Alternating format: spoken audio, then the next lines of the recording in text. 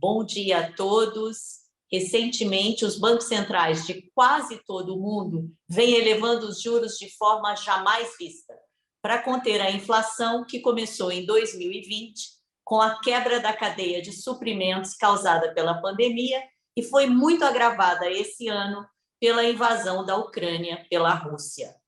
O Banco Mundial, em relatório recente, alertou que se esse aperto monetário continuar, o mundo entrará numa recessão devastadora em 2023. Estamos aqui hoje com o nosso conselheiro, o economista Alexandre Schwartzman, com o nosso conselheiro Gabriel Safdie, diretamente de Genebra, e o nosso CIO, Arnaldo Silva, aqui de São Paulo, para discutir sobre esse tema. Recessão, uma ameaça global? Bom dia, Alexandre, bom dia, Gabriel, bom dia, Arnaldo. Com a palavra, Alexandre Schwartzman. Bom dia, Magda, bom dia, Gabriel, bom dia, Arnaldo, um prazer estar aqui. Bom dia a todos que estão assistindo, né? De fato assim, é um prazer estar aqui. Vamos dizer, o tópico em si não é exatamente prazeroso, mas é prazeroso para economista, vamos falar a verdade, mas para o resto do mundo, né, discutir recessão é sempre uma coisa mais complicada. Eu acho que, de fato, a gente corre um sério risco de recessão, embora, né, como diz lá Tolstói, né, todas as famílias são infelizes, cada uma infeliz do seu próprio jeito. Então, a gente está falando de riscos de recessão em várias economias do mundo, né? Agora, né, como no caso do Tolstói, cada uma vai ser infeliz da sua própria maneira, com dinâmicas particularmente distintas. O gancho que a Mag deu foi do Banco Mundial, a preocupação que existe com a mudança de postura dos bancos centrais ao redor do mundo. E a gente tem, de fato, visto isso, né, na esteira de uma elevação muito mais rápida da inflação do que era previsto há não muito tempo. A gente tem visto, acho que com talvez a rara exceção ali do Japão, em algum grau da China, né, que ainda tem, de maneira geral, o leste asiático ainda tem taxas de inflação mais ou menos civilizadas, mas quando a gente vai para as demais economias, estamos falando de economias grandes, né? Falando de Estados Unidos, com a inflação cheia acima de 8%, Europa a mesma coisa, o Reino Unido com a perspectiva de uma inflação de 2 dígitos, etc., né? E o Canadá também com problemas, e quando a gente olha, quer dizer, bom, isso aqui, aquela antiga discussão, que acho que já foi mais ou menos resolvida, mas é sempre bom lembrar, isso é um fenômeno que é uma questão pontual, temporária, uma coisa pervasiva. E as leituras que a gente faz de outras medidas de inflação que permitem avaliar exatamente o grau de difusão, o grau de persistência da inflação, sugerem que não, nós não estamos enfrentando um problema que é focado, pode até ter começado ali com algumas coisas nas cadeias de suprimento, teve uma questão de commodities em maior ou menor grau, mas nesse exato momento parece um fenômeno que ganhou vida própria, especificamente no caso dos Estados Unidos, que eu vou avaliar daqui a pouco. É um fenômeno que parece bastante entranhado na economia, inclusive pelo estado do mercado de trabalho, né? E tudo isso demanda, né, uma reação dos bancos centrais. Tem uma coisa que eu espero, que eu como macroeconomista aprendi, imagino que as pessoas hoje no controle dos bancos centrais também entenderam isso, né, é que em face a um choque inflacionário dessa magnitude, você tem que reagir, não porque reagindo você vai impedir uma recessão, pelo contrário, mas porque reagindo você evita que o problema se torne mais sério ali na frente e tenha que se fazer muito mais do ponto de vista de política monetária. Então, não apenas isso, a gente tem visto a inflação subindo e os bancos centrais com maior ou menor atraso, correndo atrás da inflação. Cá entre nós, eu acho que os bancos centrais de países desenvolvidos, como regra, ainda estão bem atrasados, né, do ponto de vista de controle inflacionário, cada um sendo infeliz à sua própria maneira. Deixa eu começar pela União Europeia, que acho que ela tem uma infelicidade muito própria, que está intimamente ligada a um tópico que a Magda levantou, a questão da guerra na Ucrânia. Né? Era só uma operação especial para durar 3 dias, ela está se arrastando aí há 8 meses já, não parece ter um fim muito claro, mas o fato é que a principal consequência disso diz respeito à segurança energética europeia. Então, em particular, a União Europeia, que, como regra, é uma importadora líquida não só de energia, mas de commodities, ela enfrentou problemas complicados. Do ponto de vista, você tem um fortíssimo choque de oferta, quer dizer, basicamente o preço das coisas que a União Europeia importa, commodities, mas principalmente energia, aumentou barbaramente. Né? É uma perda líquida de renda para a União Europeia como um todo. Pode ter um ou outro membro que não esteja exatamente nessa posição, mas quando a gente olha para o conjunto do bloco, e a União Europeia, a zona do euro, hoje em dia é quase que a mesma coisa, desde a saída do Reino Unido, a gente vê ali uma desaceleração de atividade econômica concomitante com uma aceleração da inflação, né, que é um quadro típico de um choque de oferta, o que coloca o Banco Central Europeu numa situação para lá de delicada. Por um lado, ele tem uma inflação elevada, de novo, não é simplesmente uma questão de energia. Se fosse energia, daria até para fazer alguma coisa de acomodar durante algum tempo, mas também no caso da zona do euro, a gente vê uma aceleração das medidas chamadas núcleo de inflação. A gente olha para a inflação, no caso da União Europeia, sem energia, sem alimentos, etc. Também há uma aceleração muito forte. Então, o Banco Central Europeu tem por obrigação lidar com isso, mas, ao mesmo tempo, a economia está contraindo. A gente vê a confiança do consumidor, confiança de negócios, os indicadores antecedentes todos apontam para um risco considerável de uma queda na atividade econômica, queda em termos absolutos, não só uma desaceleração, mas, de fato, uma contração da atividade econômica ao longo dos próximos trimestres na União Europeia, independentemente do que está acontecendo do ponto de vista de gestão de política monetária. Quer dizer, já tem uma dinâmica recessiva, né? Não está absolutamente claro que essa dinâmica recessiva por si só vai ajudar a controlar o preço, mas o fato é que já tem uma recessão encomendada na União Europeia, de maneira geral. E já que a gente está falando da Europeia, vamos falar do filho pródigo da União Europeia.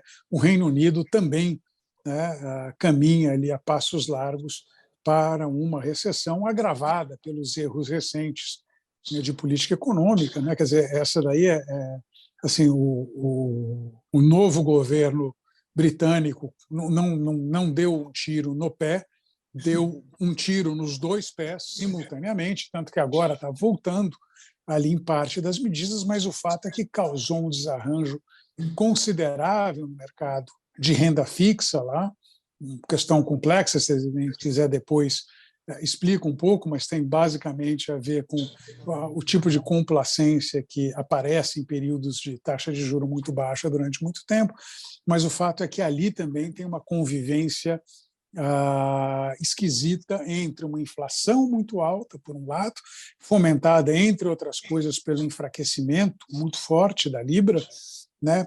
Agora parcialmente revertido, mas a gente olha ali no ano como um todo, a Libra também perdendo muito valor, né? E então tem também simultaneamente uma situação de desaceleração econômica, se não um caminho para a recessão, e tensões inflacionárias muito fortes. O caso americano é algo diferente desse, né?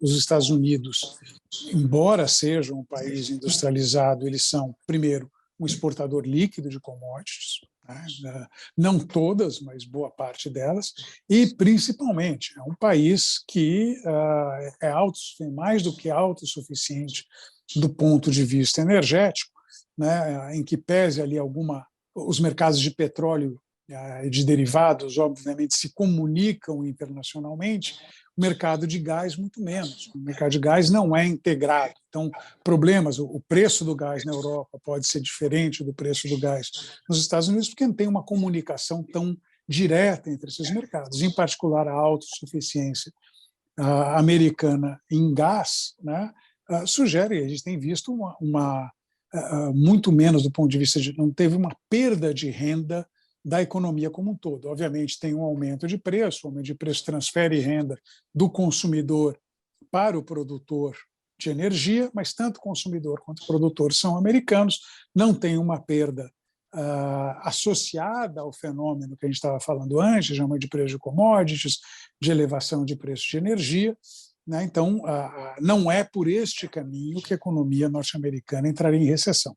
Qual é o risco que a gente vê por lá?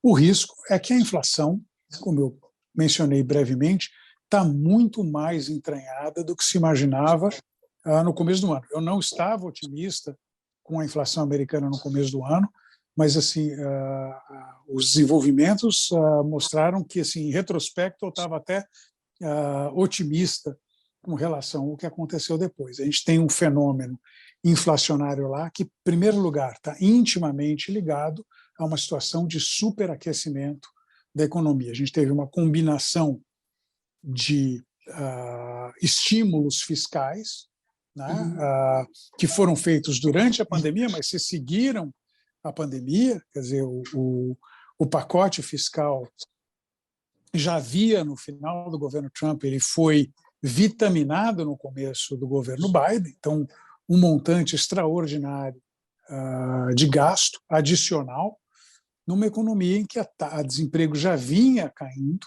né, e convivendo durante muito tempo com taxas de juros muito baixas. A gente chegou a uma situação em que o número de vagas abertas para contratar trabalhadores chegou a equivaler a 2 vezes o número de trabalhadores desempregados nos Estados Unidos. É uma coisa absolutamente inédita. Recuou um pouquinho nos últimos meses, mas continua ali na casa, vamos dizer, de 1,6, 1,7 vagas disponíveis para cada trabalhador desempregado nos Estados Unidos. Obviamente, não quer dizer que o desempregado possa imediatamente migrar para aquela vaga, tem questão de habilidades, etc.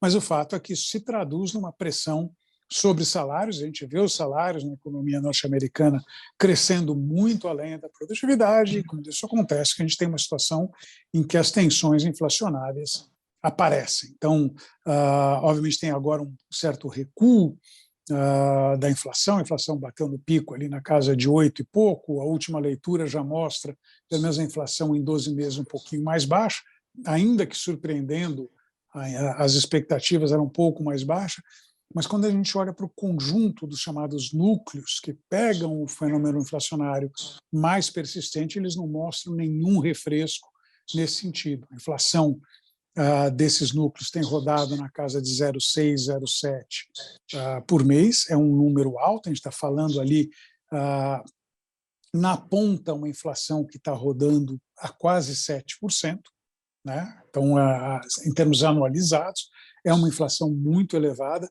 é uma inflação que em algum grau contaminou as expectativas de inflação. A gente tem visto alguma melhora nesse aspecto, mas ela chegou a contaminar as expectativas. Então, a ameaça de ganhar a vida própria. E aí o que a gente vê nesse contexto é uma reação, ainda que tardia, uma reação quase até de livro-texto do Federal Reserve. Ele começou atrasado, começou devagar, mas à medida que foram saindo os números que mostravam a intensidade do fenômeno inflacionário, a gente viu uma correção brusca de curso, né? A gente iremos provavelmente para mais um aumento de 0,75 ponto percentual em novembro. Então, a perspectiva nesse exato momento é que a taxa de juros básica norte-americana termine o ano ao redor de 5%. Né? Era uma coisa impensável. Se for olhar o que os próprios diretores do Federal Reserve sinalizaram no final do ano passado, começo desse ano, era de uma normalização parcial da taxa de juros, era algo ali em torno de 1,5, 1,75, 2 para os mais pessimistas. A gente está falando da taxa de juros norte-americana chegar em 5. Muita gente acha que não para aí. O que está nos mercados hoje é que chega em 5, aí começa um processo de distensão monetária em algum grau. A inflação norte-americana está rodando a 7, e a gente está com inflação, uma taxa de juros em 5. Né? Então, eu acho que a gente tem... O risco é que o Federal Reserve não consiga parar em 5, ele tem aqui um pouco além. Né? Se eu olhar para uma taxa mais longa, a taxa de juros de 10 anos nos Estados Unidos era negativa em torno de 0,5 ponto percentual, hoje ela está positiva, grosso modo, em 1,5 ponto percentual, a gente tem uma mudança importante.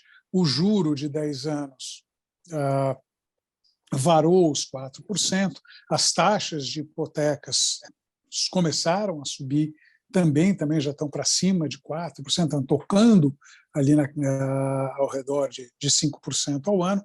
Tudo isso sugere que a gente vai ver um impacto de desaceleração econômica, não por força dos choques de preços, mas fundamentalmente porque, para conter o fenômeno inflacionário, o Federal Reserve vai ter que desacelerar a economia.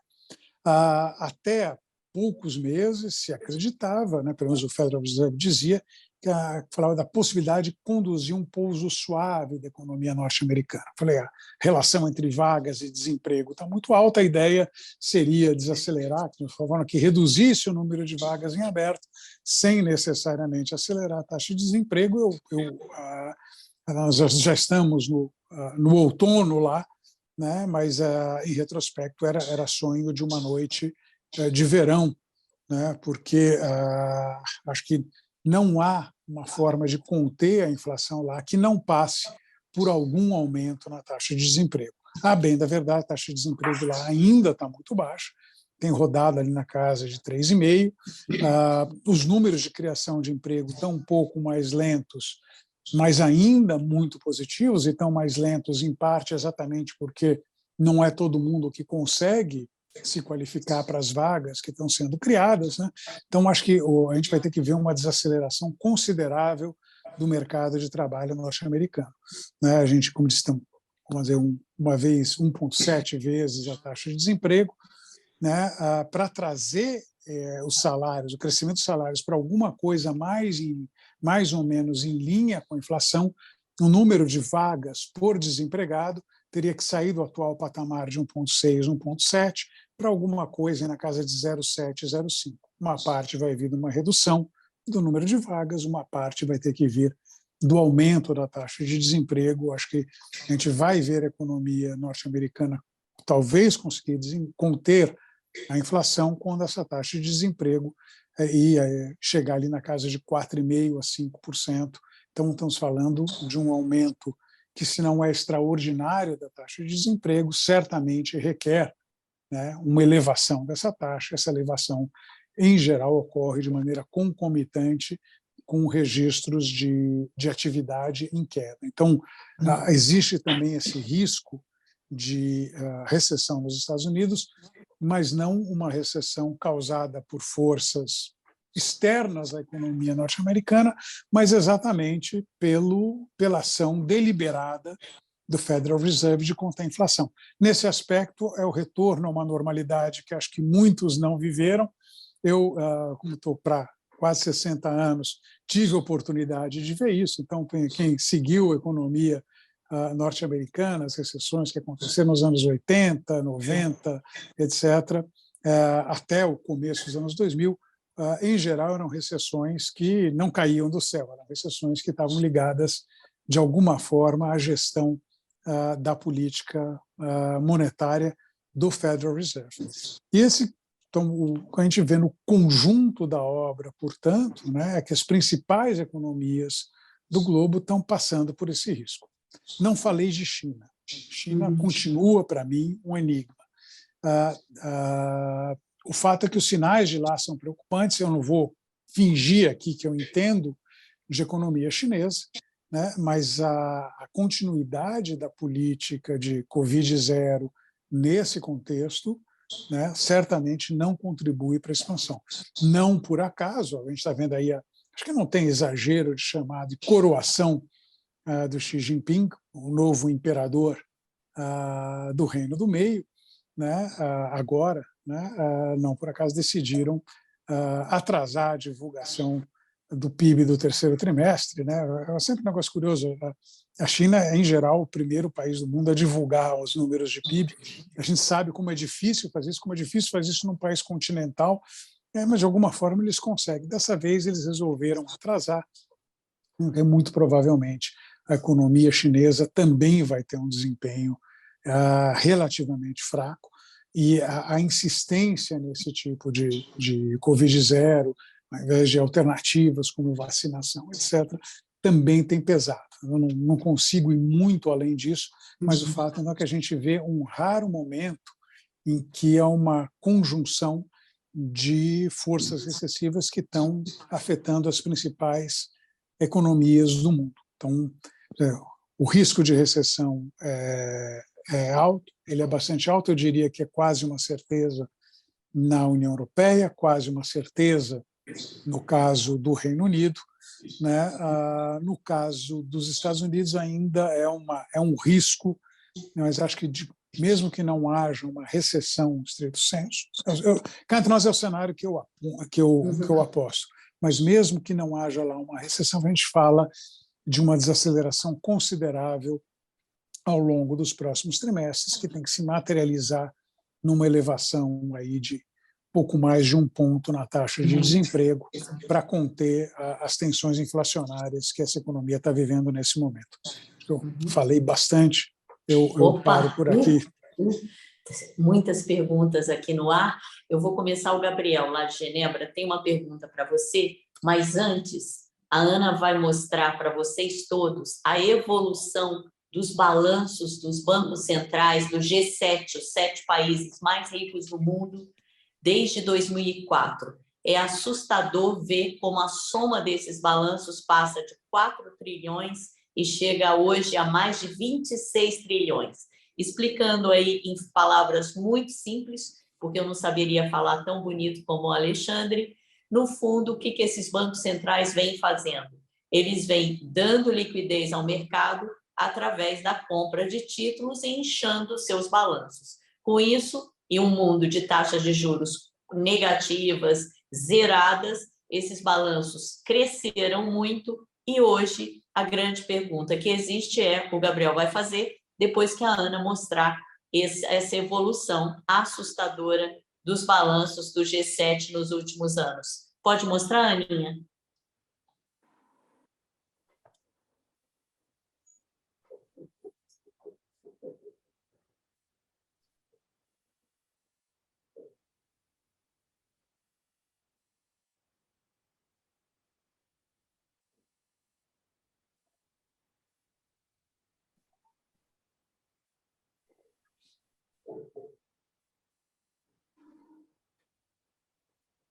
Olha o pico em 2020.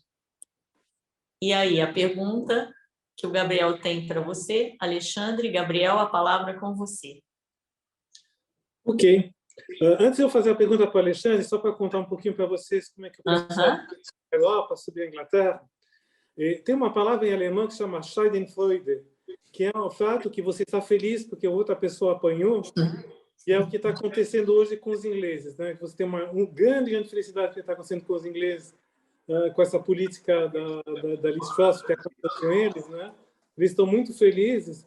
E é lembrar também uma coisa, a Inglaterra, 25 anos atrás, a economia inglesa representava mais ou menos 90%, 92% do PIB alemão, e hoje está em menos de 70%, né? Então, os ingleses, porque eles falam inglês, eles acham que são que nem os americanos, e descobriram que são que nem os brasileiros, de uma certa ponto de vista. Não, argentinos. É o peso esterlino, que é isso? Exatamente. O Brasil, a nossa moeda, resistiu fortemente agora em 2022 em relação ao dólar. Mas resistiu porque tem taxa de juros reais e tudo mais. Bom, muito bem. Só para falar essa historinha. A pergunta que eu tenho para o Alexandre é a seguinte: nessa visão que a gente tem de subida de taxa de juros, como é que você vê se, ao mesmo tempo, os bancos centrais vão poder reduzir esse balanço que eles têm e como é que eles vão articular um com o outro e se eles vão conseguir fazer isso de uma forma que você acha mais ou menos rapidamente, de uma forma ordenada? Como é que você está vendo esse novo dado, que é uma coisa inédita para os bancos centrais?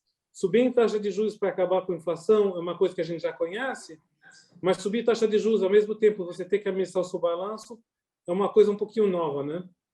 Ah, sim. Então, você estava comparando o Reino Unido ao Brasil, depois a Magda falou da Argentina, mas assim, a verdade é que os bancos centrais desses principais países estão enfrentando um problema que nós brasileiros conhecemos muito bem, né?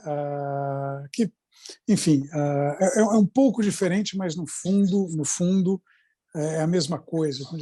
No es lo mismo, pero es igual, né? O que os bancos centrais fizeram, né, para passar? Eles embarcaram num programa de compra de títulos públicos, de maneira geral. Então, seja o Banco Central Europeu, seja o Federal Reserve, né, eles compram. Isso daí, obviamente, eles pagam, né, com emissão de reservas, né? Então, basicamente, credita a conta de reserva de bancos. Desde alguns anos, o que os bancos centrais têm feito é remunerar essas contas de reserva. Eles pagam juro. Que juro? O juro do overnight, que era zero. Então, não fazia a menor diferença para eles, né? O que está acontecendo agora com a elevação de taxas de juros? Eles começaram a pagar juros sobre essas reservas.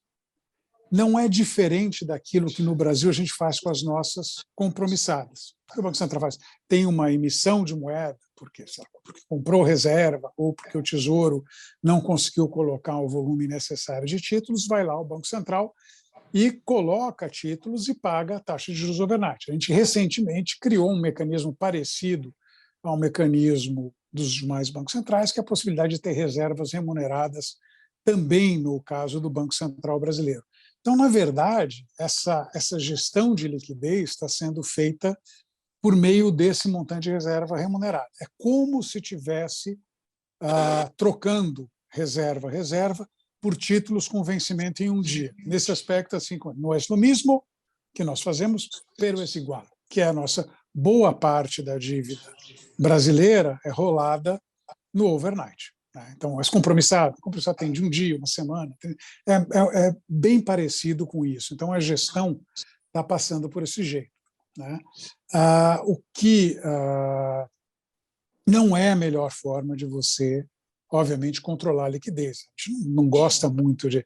Assim, eu, quando tive minha experiência no Banco Central, uma coisa que me incomodava terrivelmente era exatamente ter essa dívida, essa liquidez imensa que pode se mover de um ativo para outro no prazo de um dia. Eles estão vivendo o mesmo problema, significa que em algum momento eles vão ter que começar a fazer, na verdade, não é tanto um processo de enxugamento de liquidez, mas muito mais um processo de alongamento de taxa de juros. Mas deixa eu falar de um risco que isso daí traz.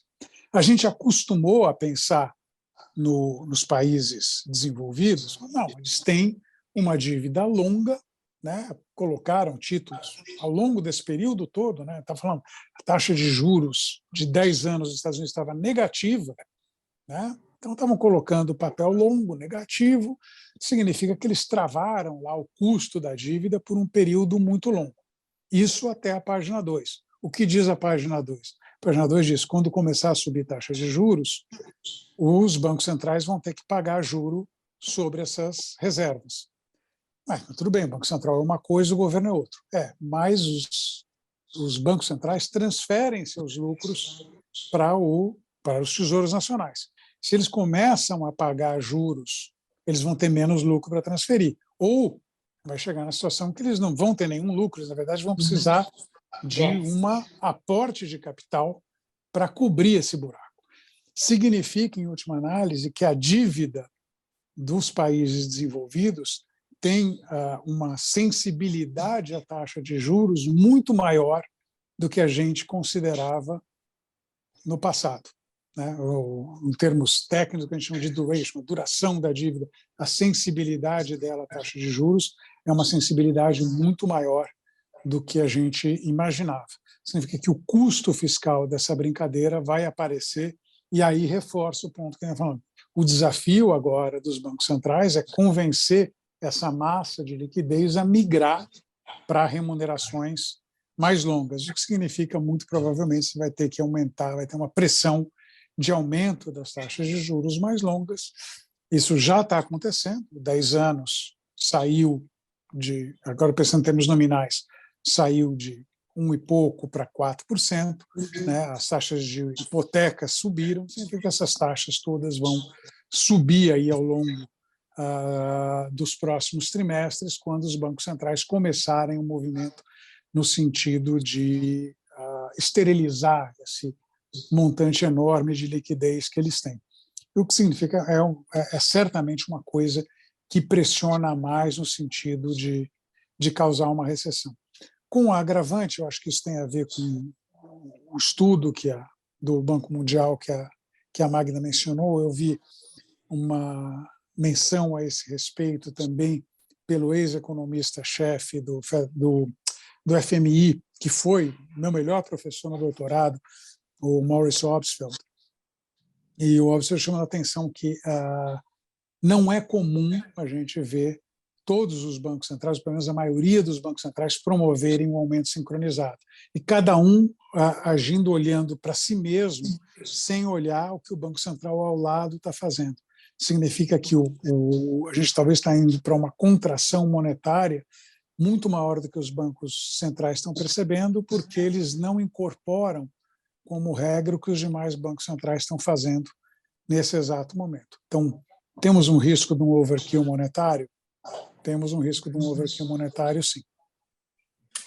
Uau! E a pergunta que nunca se cala, e não é por isso que eu e Alexandre estamos em verde e amarelo, coincidência total, e o Brasil? Eu passo a palavra aí para o nosso Arnaldo Silva, que tem uma pergunta a fazer sobre o impacto dessa recessão aí na economia brasileira.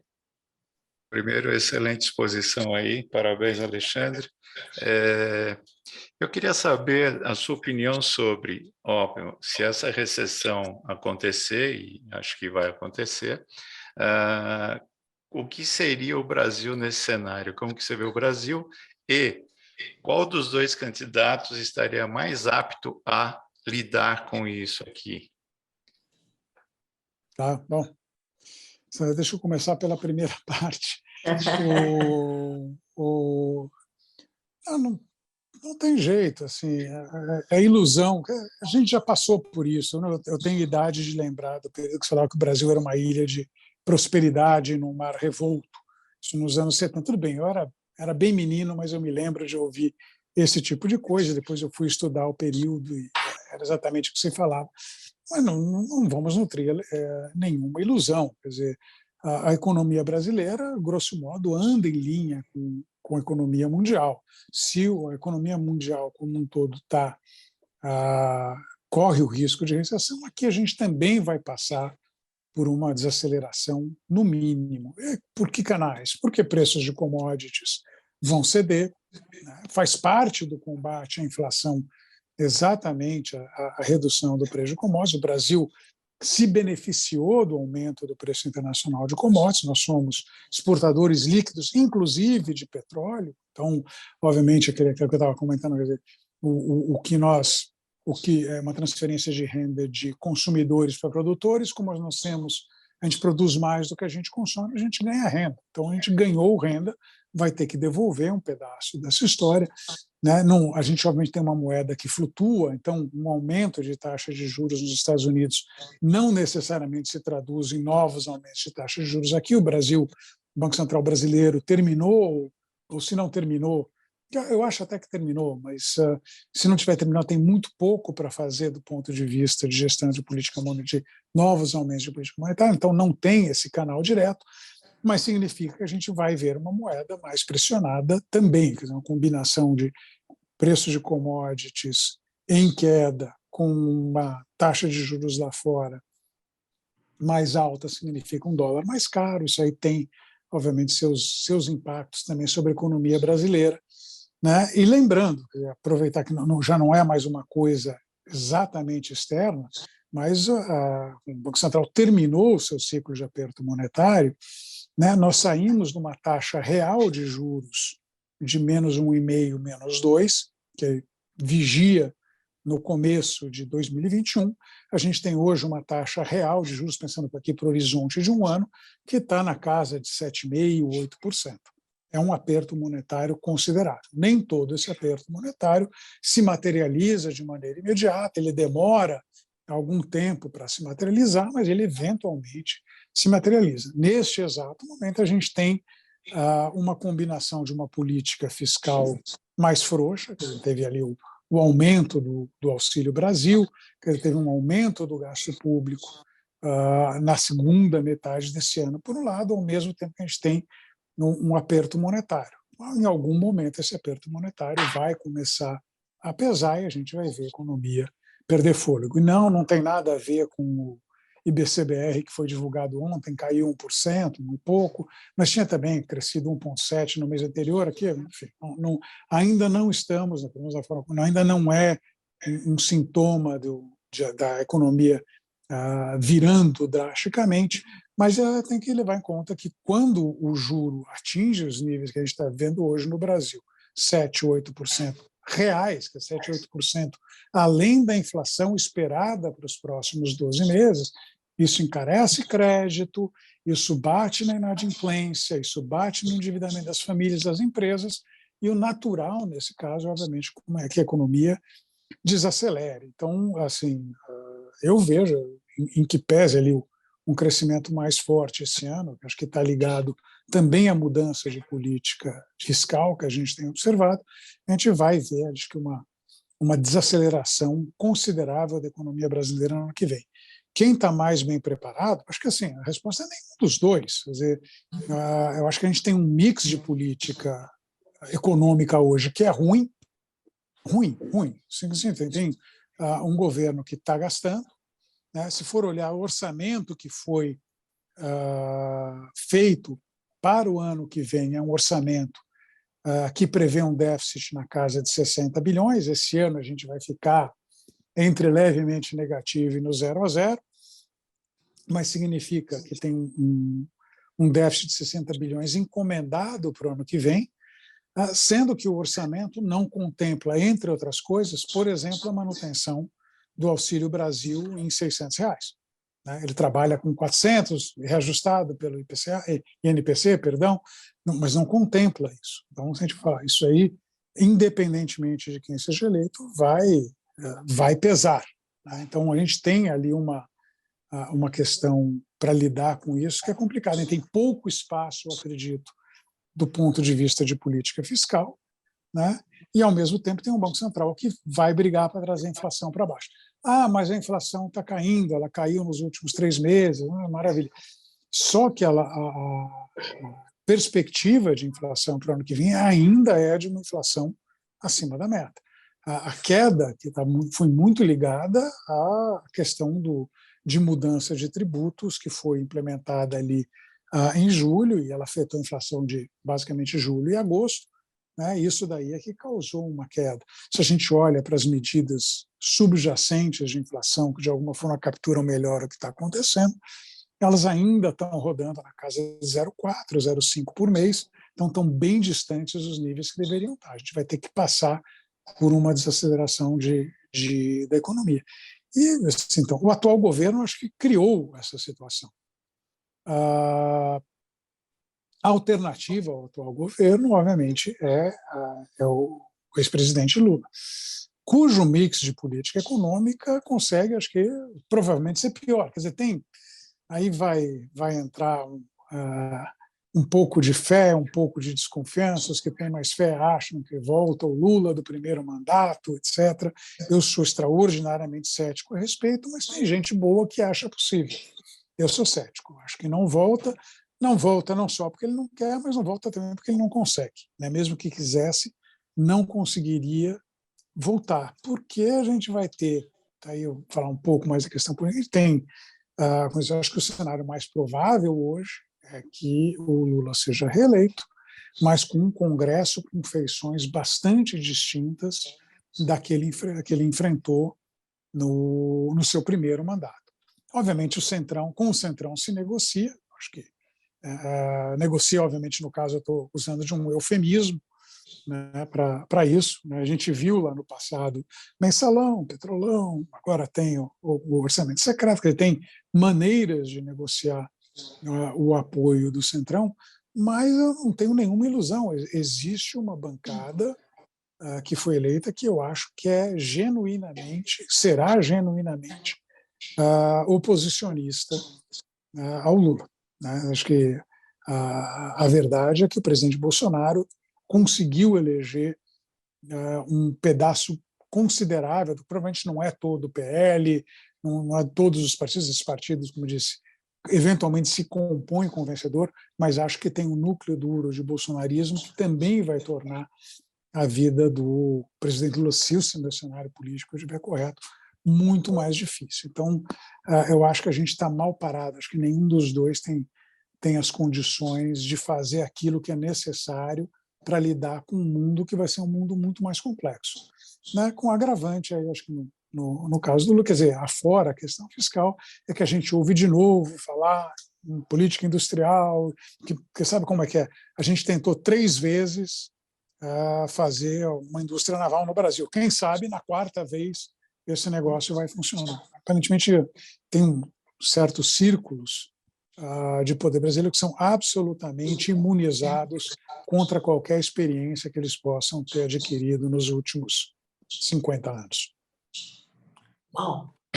Bom, tempos desafiadores, né? E o que nós fazemos em relação aos nossos investimentos? No Brasil, felizmente ou infelizmente, continuamos surfando a onda do almoço de graça, que o Alexandre falou, juros reais para os próximos 12, entre 7,5% a 8%.